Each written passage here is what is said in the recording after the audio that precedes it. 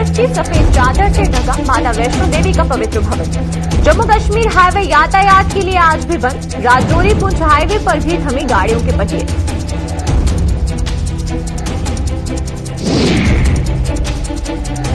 कश्मीर में चारों ओर बिछी बर्फ की सफेद चादर। बर्फबारी से कई रास्ते हुए बंद।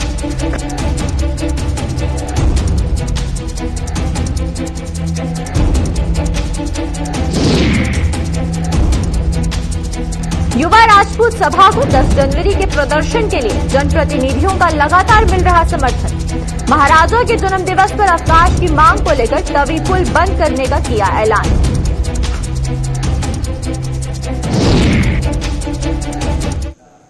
नमस्कार, जम्मू कश्मीर की खास खबरें देख रहे हैं आप सब और मैं हूं आपके साथ पल्लवी जमवाल। तो चलिए शुरुआत करते हैं आज के जम्मू कश्मीर की खास खबरों की। जम्मू व कश्मीर सूबे में पिछले 4 दिनों से हो रही बर्फबारी और बारिश का असर जहां हाईवे व रेल यातायात पर पड़ा है, वहीं कश्मीर घाटी को देश के अन्य हिस्सों से जोड़ने वाला जम्मू कश्मीर हाईवे और राजौरी पुंछ हाईवे भी बंद हो गया है।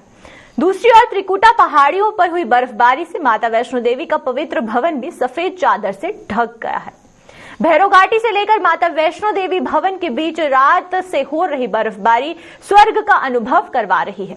श्रद्धालु इस अलौकिक नजारे का जमकर लुत्फ उठा रहे हैं। श्राइन बोर्ड के कर्मचारी मार्ग पर पड़ी बर्फ को लगातार हटाते जा रहे हैं। दूसरी ओर जम्मू कश्मीर हाईवे, राजौरी पुंछ हाईवे और रामबन गुलमर्ग भी यातायात के लिए बंद हो गया है। जौहर टनल के दोनों ओर भारी बर्फबारी हुई है और बनिहाल कस्बे के आसपास के इलाके में भी यही हाल है। इसके अलावा बारिश की वजह से रामबन और बनिहाल के बीच कई जगहों पर भूस्खलन हुआ और पहाड़ों से पत्थर गिरने का सिलसिला जारी है। जम्मू श्रीनगर हाईवे पर आज गाड़ियों की आमद रफ्त बंद हो गई है और इसके लिए लखनपुर से लेकर उधमपुर तक जगह जगह मालवाहक वाहन रोके गए हैं। आमद रफ्त रुकने से कश्मीर की ओर जरूरी रसद भी नहीं पहुंच पा रहा है। उधमपुर में ट्रकों की लंबी लंबी कतारें लगी हुई हैं और पत्नीटॉप के लिए निकले पर्यटकों की गाड़ियों को भी आगे बढ़ने की इजाजत नहीं दी जा रही है।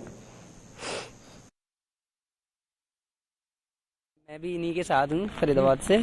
कहाँ के लिए आप जा रहे हैं? हम अभी तो वैष्णो देवी के लिए आए थे दर्शन करने, तो अभी हमको पत्नीटॉप जाना था। तो क्या पहली बार बर्फ देखने जा रहे हैं? जी बिल्कुल। कितना खुश हैं? अगर बिल्कुल बहुत ज्यादा खुश हैं, लेकिन जाने नहीं दे रहे। तो क्या बात हो रही है? बोल रहे हैं बस थोड़ा वेट करो 1-2 घंटे और उसके बाद देखते हैं। जैसे साफ होगा वैसे। कितने लोग हैं वहाँ से? 7 लोग। हम 7 लोग हैं।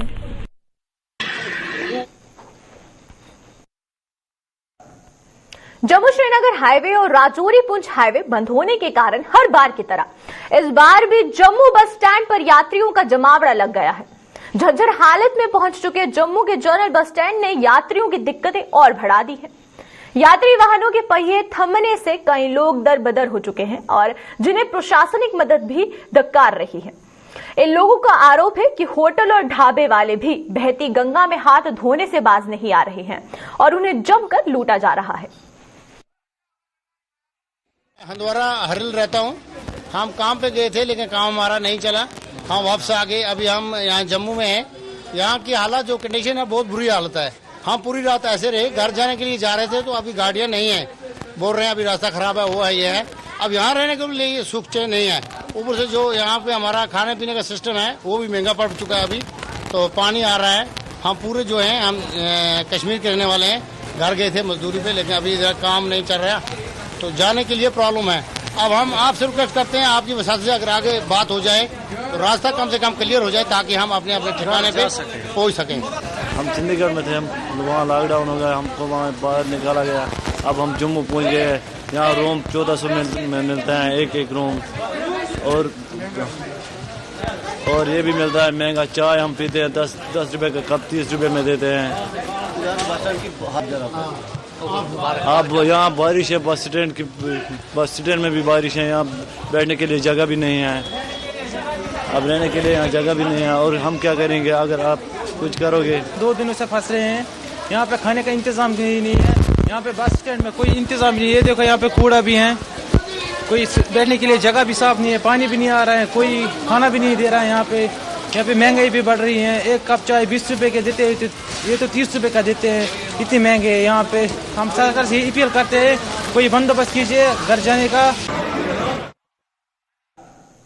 कश्मीर घाटी के मुख्तलिफ जिलों में भी बर्फबारी का सिलसिला जारी है। श्रीनगर के अलावा सूबे के अन्य ऊंचाई वाले इलाकों में बर्फ की सफेद चादर बिछ गई है और कई जगहों पर यातायात भी बाधित हुआ है। श्रीनगर के कई इलाकों में बर्फ तो हटाई गई, लेकिन जलभराव से लोगों को परेशानियों का सामना करना पड़ रहा है। उधर अन्य जिलों में भी भारी बर्फबारी के कारण लोग अपने अपने घरों में दुबके रहे हैं और बर्फबारी के बीच प्रशासनिक अमले को भी रास्ता साफ करने में दुश्वारियां झेलनी पड़ रही हैं। उधर कई इलाकों में बिजली सप्लाई को बहाल करने में विभाग का अमला भी जुटा रहा। मौसम विभाग ने कल से राहत मिलने का अनुमान लगाया है और ऐसा होने पर ही राहत कार्यों के जोर पकड़ने की उम्मीद जताई जा रही है। आपने देखा होगा कि सवेरे से सुबह 4 बजे से जो भी शहर की लेन्स बाय लेन्स है उनसे बर्फ हटा, और जहां पे छोटे हमारी गलियां है जहां से मशीनें बर्फ नहीं हटा पाई, तो वहां से हमने मैनुअली बर्फ को हटाया। अभी शहर में किसी जगह ऐसी शिकायत हमें मौसूल नहीं हुई कि यहाँ पे बर्फ नहीं हटी। जी देखिए, कल भी बहुत, और इसमें मैं एक गुजारिश और करना चाहता हूँ। मैं अपने तमाम टीडीएल भाइयों से ये गुजारिश करना चाहता हूँ कि वो होश के नाखून ले और ईमानदारी से काम करें और अपनी जान बचाएं। महकमे मौसमियात ने पहले ही बताया था कि अब की बार बर्फबारी होगी। वेस्टर्न डिस्टर्बेंस चल रही है और बर्फबारी रुक रुक के होगी, लेकिन रुक रुक के हो भी रही है। और श्रीनगर से लेकर वादी कश्मीर के दूसरे हिस्सों में बर्फबारी कल रात से अच्छी खासी बर्फबारी हो रही है। और इस बर्फबारी के दौरान नजारा तो कश्मीर का बदला हुआ है, लेकिन सरकार भी जहां काम करी है वहीं अभी बहुत कुछ सरकार को करना है। बहुत सी गलियों में, बहुत सी सड़कों से बर्फ हटाई अभी नहीं जा सकी है, लोगों को परेशानी हो रही है। सरकार ने कंट्रोल रूम भी बनाया है, इमरजेंसी नंबर जो सेल्स हैं वो भी बना रखी है, लेकिन फिर भी बहुत कुछ अभी करना बाकी है। श्रीनगर में फिलहाल बर्फ पड़ रही है और महकमे मौसमियात ने बताया कि आज शाम देर गई तक बर्फबारी पड़ती रहेगी और कल से एक अच्छी उम्मीद है कि मौसम का मिजाज जो बदलेगा। लेकिन आज कश्मीर के मुख्तलिफ इलाकों में अक्सर जगहों से 2 इंच से लेकर 8 इंच के करीब बर्फ पड़ने की खबरें हैं और ऊपर पहाड़ी इलाकों में कहीं फुट तो कहीं 1.5 फुट के करीब बर्फ पड़ी है। बात करें अगर चिनाब रीजन के अधीन आने वाले डोडा, भदरवा और किश्तवाड़ की, तो वहां भी बर्फ की सफेद चादर बिछ चुकी है। डोडा कस्बे में इस साल भी पहली बर्फबारी हुई, जो भदरवा और इसके आसपास के इलाकों और किश्तवाड़ जिला में भी बर्फबारी से लदक हो चुके हैं। बटोत किश्तवाड़ हाईवे पर रुक रुक कर पसियां गिरने का सिलसिला जारी है और लोगों को इस मार्ग पर फिलहाल सुर न करने की हिदायत दी जा रही है।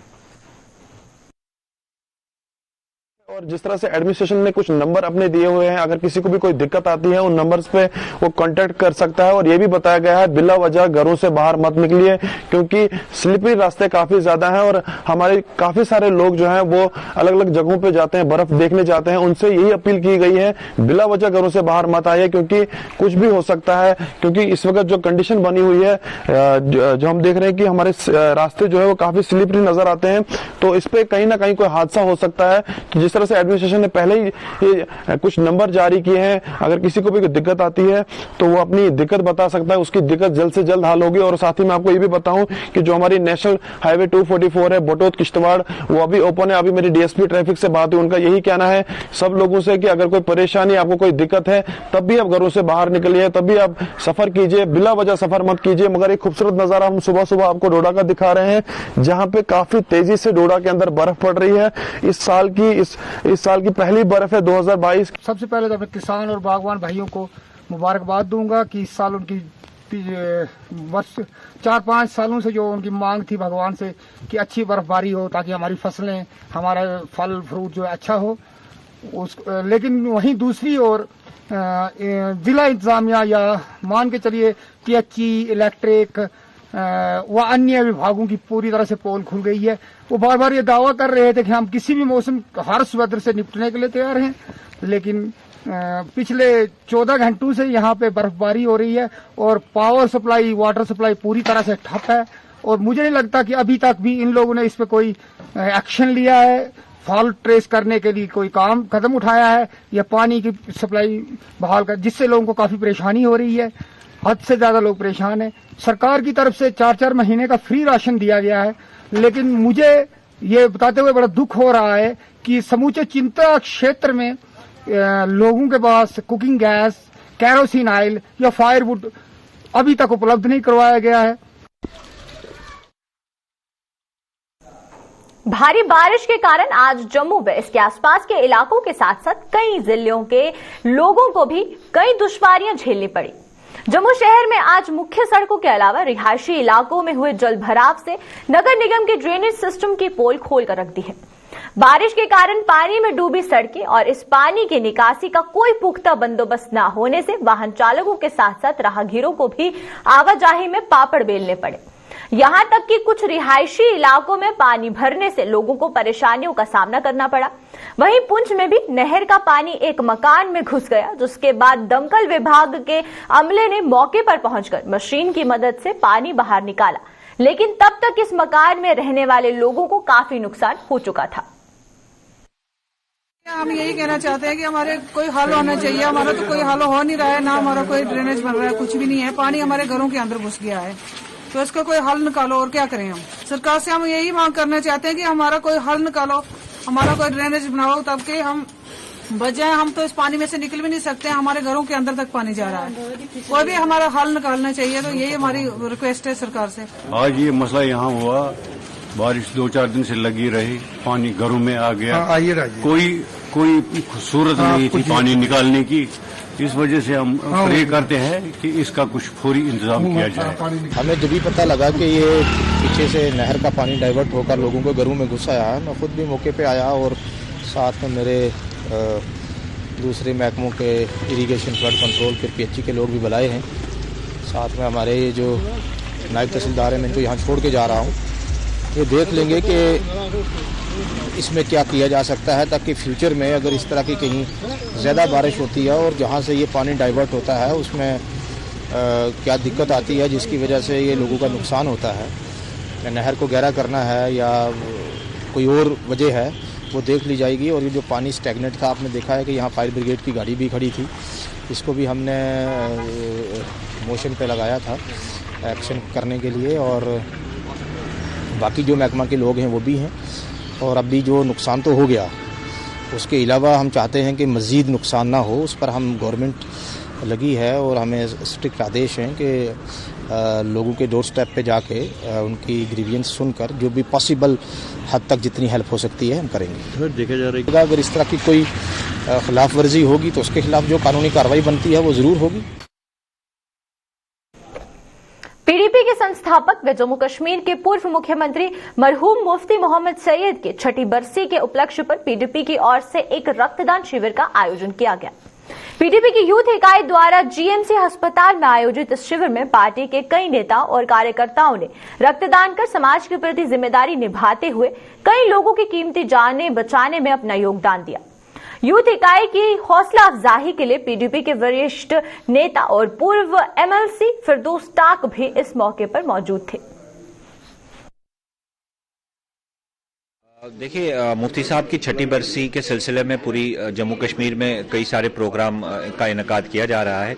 उसी की एक कड़ी है कि आज हमारे युवा विंग की तरफ से जम्मू बख्शीनगर हॉस्पिटल में ब्लड डोनेशन कैंप का ऑर्गेनाइज किया गया है और हमारे युवा लीडर जो है वो ब्लड डोनेट कर रहे हैं।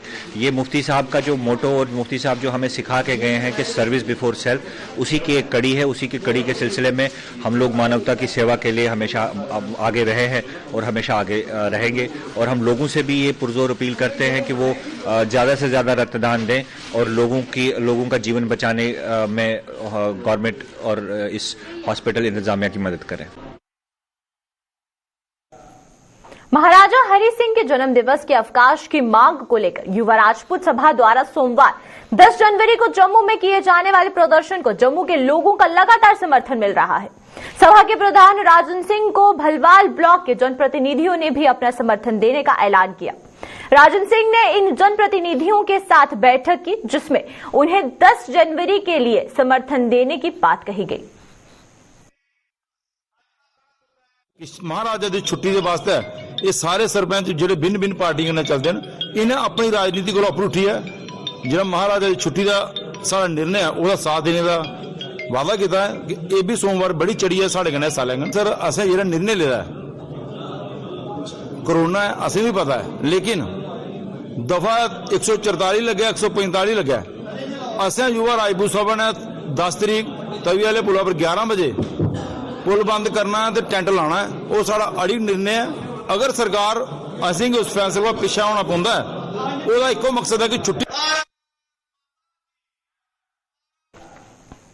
कठुआ के खरोट मोड़ इलाके के स्थित लखनपुर सरथल डेवलपमेंट अथॉरिटी के बंद पड़े रेस्टोरेंट से आज एक अज्ञात शव मिलने से सनसनी फैल गई है। वहीं पर इसकी सूचना मिलते ही पुलिस मौके पर पहुंचे, शव को कब्जे में लेकर उसे पोस्टमार्टम के लिए अस्पताल पहुंचाया है। लखनपुर सरथल डेवलपमेंट अथॉरिटी ने ये रेस्टोरेंट आउटसोर्स कर दिया था, लेकिन अभी तक ठेकेदार ने यहां पर काम शुरू नहीं किया था।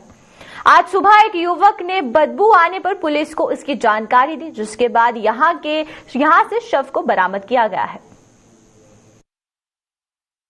मकसूद है मेरा नाम जी। तो लग गया साढ़े अपने दुकाना अपने डंगर पशु सब तो सवेरे आए तो मुश्किल आए तो फ्लाइट हम लगे सुनाया अपने सीओ साहब भी सुनाया आज हम ये गल है अंदर मुश्किल मैं इन्हें बोलिया कि जाओ तुम धोखे पर तबाह कर दो सुनाए रहो नहीं भला मैं उन्हें सुनाया मौके अपने तो कैप्टन साहब भी आए DSP साहब सारे आए मौके उन्हें देखो क्या लगता कुदा छावा कोई जानकारी कोई सांबा जिले की बड़ी ब्राह्मणा इलाके में चोरों ने आज एक बार फिर दिन दिहाड़े एक सूने मकान में सेंधमारी कर पुलिस को खुली चुनौती दी है। चोरों ने वार्ड नंबर 1 में स्थित मकान को निशाना बनाया और वहां से सोने के झुमके व कुछ ATM कार्ड चुराकर रफूचक्कर हो गए। इस घर के सदस्य आज दोपहर करीब 1 घंटे के लिए ताले लगाकर बाजार गए थे और वापस पहुंचने पर उनके होश फाख्ता हो गए। वहीं पर इसकी सूचना मिलने पर पुलिस भी मौके पर पहुंची और सबूत जुटाकर चोरों की तलाश शुरू कर दी है। हम लोग 1 घंटे के लिए बाहर गए थे, 1:15 बजे हम लोग बाजार गए हैं तो 2:15 बजे हम लोग घर आ गए हैं। तो मैं जैसे ही घर आई हूँ मैंने देखा हमारे गेट का ताला टूटा हुआ है, ताला नहीं था वहाँ पे। मैंने थोड़ा सा गेट खोल के अंदर देखा है तो हमारा लॉबी का दरवाजा भी खुला था, ताला नहीं था वहाँ पे लगा हुआ।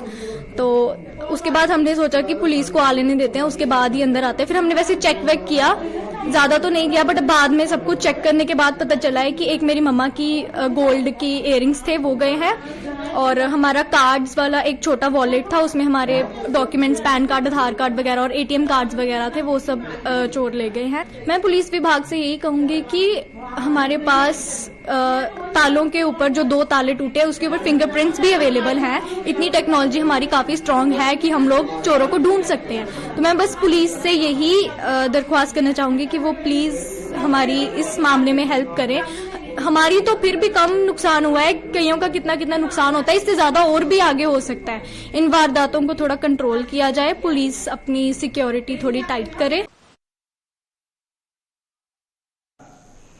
जम्मू यूनिवर्सिटी पर भेदभाव किए जाने का आरोप लगाते हुए कठुआ स्थित गवर्नमेंट डिग्री कॉलेज के बच्चों ने आज एक बार फिर प्रदर्शन करते हुए सड़क मार्ग जाम कर दिया है। ये बच्चे उनकी परीक्षाएं ऑफलाइन मोड में लिए जाने के आदेश की कड़ी निंदा कर रहे हैं। इनका कहना है कि मौजूदा समय में प्रशासन भी कोविड का ढिंढोरा पीट रहा है, लिहाजा उनकी परीक्षाएं ऑनलाइन मोड से ही ली जानी चाहिए। हमारे भी ऑनलाइन पेपर होने चाहिए। अगर बाकी कॉलेज के हो सकते हैं ऑनलाइन पेपर तो हमारे क्यों नहीं? हमारे साथ क्या है कि बाकी कॉलेज के ऑनलाइन और हमारे ऑफलाइन, किसी को इतना तो है नहीं कि हमारे ऑफलाइन लेंगे और बाकी कॉलेज ऑनलाइन। तो हमारी भी मांग यही है कि हमारे भी ऑनलाइन हो जैसे बाकी कॉलेज के हो रहे हैं। ऐसे तो बोलते हैं ना, डीसी सर खुद ही बोल रहे हैं कि कोविड है, तो फिर बाकी कहाँ गया कोविड? कहाँ गया? फिर हमारे लिए कोविड नहीं है, 3rd और 5th सेम के लिए, 1st सेम के लिए कोविड है, लेकिन हमारे लिए नहीं कोविड है। तो हमें भी ऑनलाइन पेपर चाहिए। हमारी डीसी सर से यही मांग है, प्रिंसिपल मैम से यही मांग है हमारी, हमारे पेपर ऑनलाइन नहीं, ऑफलाइन नहीं, बस।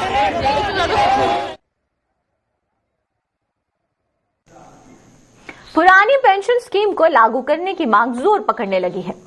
तरुण गुप्ता को national movement for old pension scheme की जम्मू संभाग का संभागीय अध्यक्ष नियुक्त किया गया। वहीं पर जम्मू में आज आयोजित एक कार्यक्रम के दौरान तरुण और उनके साथी मूवमेंट का हिस्सा बने, जिनका जोरदार स्वागत किया गया। मूवमेंट के जम्मू कश्मीर प्रधान मोहम्मद अशरफ ने बताया है कि नई पेंशन स्कीम सेवानिवृत्त हो रहे मुलाजिमों के साथ सरासर नाइंसाफी है, लिहाजा सरकार को पुरानी पेंशन स्कीम लागू करनी चाहिए। तरुण गुप्ता जी और इनके साथ इनके senior vice president, general secretary, उनके तमाम मेंबरों ने जो है इसको सपोर्ट किया है और हमने इसी मुद्दे पर इसको है यहाँ जम्मू प्रोविंस का जो है प्रोविंशियल प्रेसिडेंट जो है उसको डिक्लेयर किया गया है। और मैं अपनी तरफ से और अपनी पूरी टीम की तरफ से, पूरी NMOPS की तरफ से जो है तरुण जी को इनको मुबारकबाद पेश करता हूं, अपनी पूरी टीम की तरफ से जो है मुबारकबाद पेश करता हूं।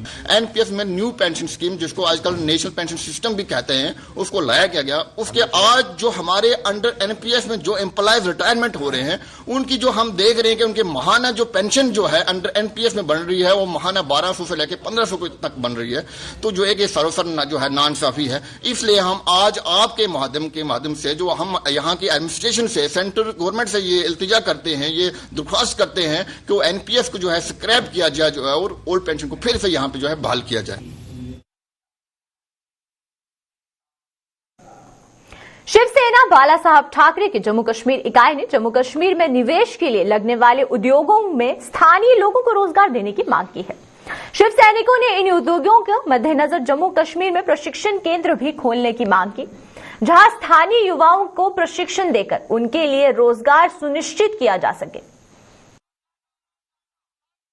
इकाई माननीय प्रधानमंत्री जी नरेंद्र मोदी जी से, जम्मू कश्मीर के उपराज्यपाल माननीय मनोज सिन्हा जी से ये अपील करते हैं कि जो MOU साइन किए जा रहे हैं उसके अंदर स्थानीय युवाओं को रोजगार देने की शर्त डाली जाए, क्योंकि यहाँ पर जो है स्थानीय युवाओं को अगर रोजगार दिया जाएगा, शिवसेना उन्हीं औद्योगिक इकाइयों को यहाँ पर लगने की अनुमति देगी। और ये भी सुनिश्चित किया जाना चाहिए कि यहाँ का जम्मू कश्मीर का निवेश की आड़ के अंदर लोग पैसा लेकर यहाँ से फरार ना हो पाए। इसके साथ ही हम ये भी मांग करते हैं कि बड़े उद्योग आने से ये सुनिश्चित किया जाना चाहिए कि जम्मू कश्मीर का छोटा व्यापारी प्रभावित ना हो पाए, यहाँ के स्थानीय लोगों को रोजगार मिले, स्किल्ड और अनस्किल्ड। इसके लिए प्रशिक्षण केंद्र खोले जाएं ताकि यहाँ पर जो औद्योगिक इकाइयां आ रही हैं उसके जो है कौशल की जरूरत है वो यहाँ के स्थानीय युवाओं को उसकी ट्रेनिंग दी जाए। तो चलिए अब तक की जम्मू कश्मीर की खास खबरों में फिलहाल इतना ही। मुझे दीजिए इजाजत। नमस्कार।